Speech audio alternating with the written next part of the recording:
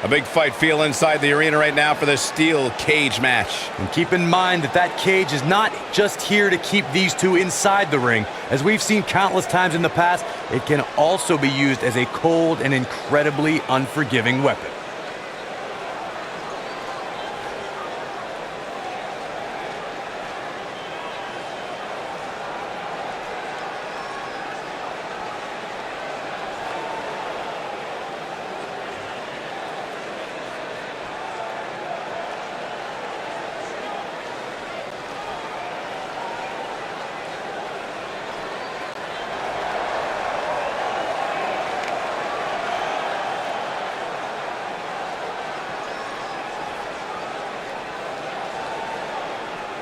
And his opponent, from New Jersey, weighing in at 180 pounds,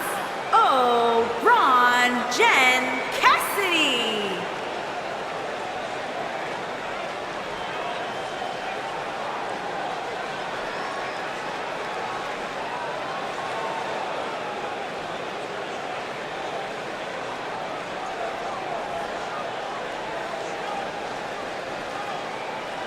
As we ready for singles action, Byron, what can you tell us about these two competitors? Well, I can say that both of these superstars come into this match incredibly hungry to prove their dominance here tonight. But as we all know, only one will walk away with their arm raised in victory.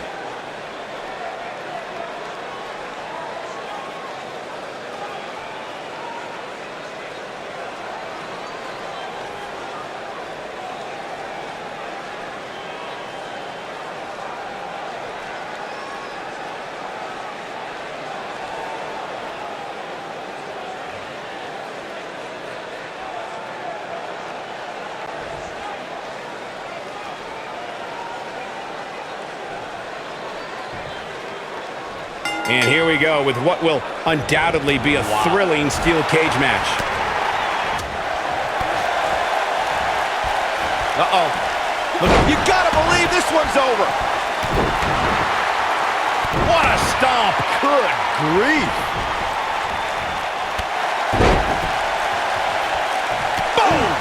Boom!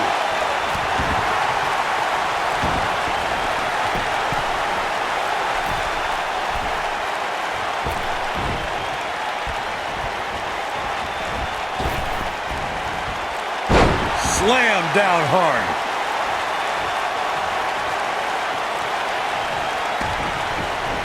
This might be it. Oh, my. Ooh, what an up.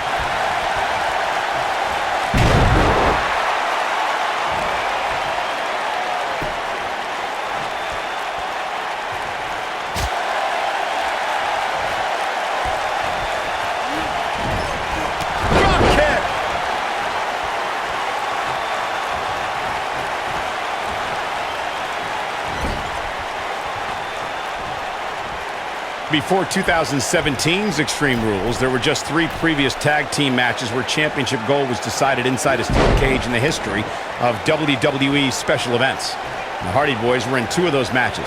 At Extreme Rules, in order to win the match, both members of a team had to exit the cage and have both feet on the floor. The Hardys used their famous continuity to gain the early advantage until Cesaro and Sheamus utilized their devastating power to slow the pace of the match down. Both teams battled atop the steel cage, but in the end, Sheamus and Cesaro won the race to the arena floor to become new Raw Tag Team Champions. What a stomp! Good grief. He's taking some offense. He may have to start reevaluating his game plan. Hey, you and I both know he's double tough. He's not going to let something like this stop him from winning the steel cage match. What an inverted DDT! According to historians, the twisted metal that we see as part of steel cages today dates back 80 years.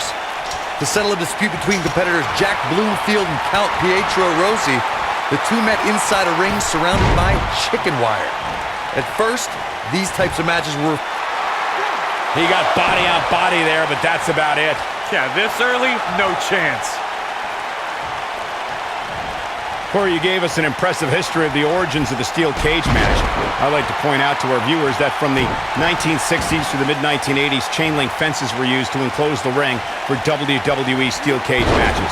A superstar could win by pinfall, submission, or by exiting the cage through the cage door or climbing over the top of the cage. We should also point out, Michael, that the way to win a steel cage match can vary by match depending on what was agreed to before contracts to compete in the match were signed. Talking about history, at WrestleMania 2, WWE unveiled the redesigned steel cage with solid steel blue bars before returning to chain link mesh in the late 1990s. We talk about how important stipulations are in a steel cage match. If superstars sign a contract where the only way to win is escape the cage and have both your feet touch the floor, the competitors must have a plan.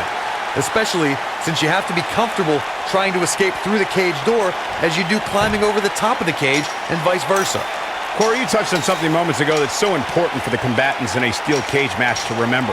A superstar must be able to think offensively to fit. This steel cage match is in the books.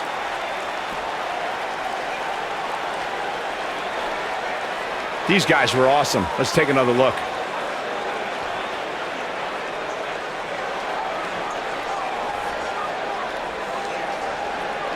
He was on point the entire match, as you can see here. Here is your winner, Brandon the Eliminator. A very impressive victory. I could watch them go at it each and every week. What a match. It'll be interesting to see the fallout following this big singles win here tonight.